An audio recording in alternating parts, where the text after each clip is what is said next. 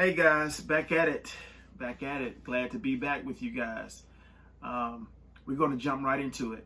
I paused that video right there so we can kind of go back and reflect on that. Since the last time I saw you guys, I've had a lot of questions on what do I look for in a puppy. Well, in my opinion, there are three different things that a puppy must have. He has to have the will to hunt. He has to have a good nose. And he also have to have brain power. And I'll kind of explain those different strengths that, they must have. And kind of break them down and kind of tell you why. It's a fact. If you cannot smell it, you cannot run it. So one thing I look for in puppies, say I have a small litter right there. And once they get up to the point that they can get on the ground and start sniffing out the world, get into this new environment. And the one that's putting that nose on the ground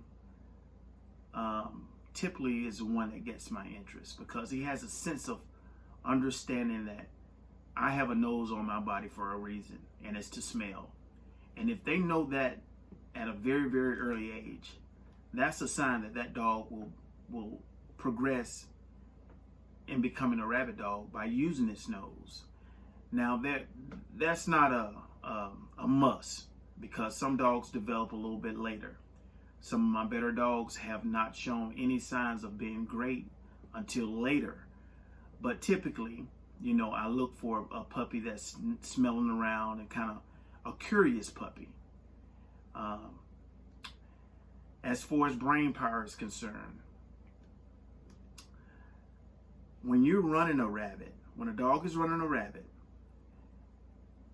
he has to use some sense of intelligence to know when I lost this rabbit and where I lost this rabbit. Some dogs will lose a rabbit at point A and venture out, left, right, or forward or backwards, and never come back to point A. It's a fact. Wherever they lost that rabbit, that's where they can find that track again. So I also look for puppies, once I get them up to the, point of running a track, once they lose it, they have a tendency to come back to that point where they lost it, where they last smelled it, and search around in that area. In the trial word, we call that, working a check inside out. That's showing that that dog has some intelligence to understand, I lost it here, let me go back there and try to find it. Okay. And last but not least is the will to hunt. It's another fact that if you can't jump it, you won't be running it.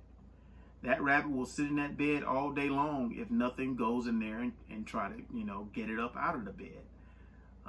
There are dogs I've seen that can run a rabbit as long as he is on the ground. But other dogs had to jump the rabbit for that dog. So in my opinion, that's not a complete dog. So I look for those different elements in puppies, kind of weaning the good ones out of the bad ones. So let's reflect back on this video. I just showed these small clips to show you all the elements that I just spoke about. When they lose that rabbit, you'll notice that they come right back to where they lost that last smell, and they try to search it right there in that area. As far as desire, you can see as far as the competitive spirit that they have.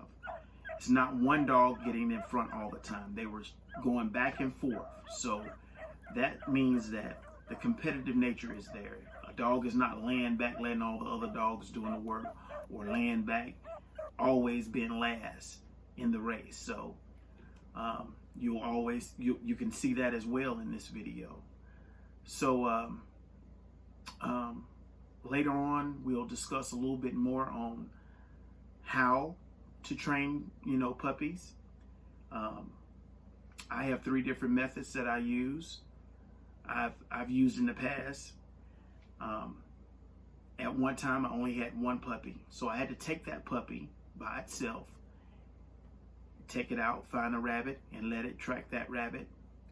And it progressively gets better every time you do that. They'll go 20 yards and come back the first day, maybe 40 yards the next day.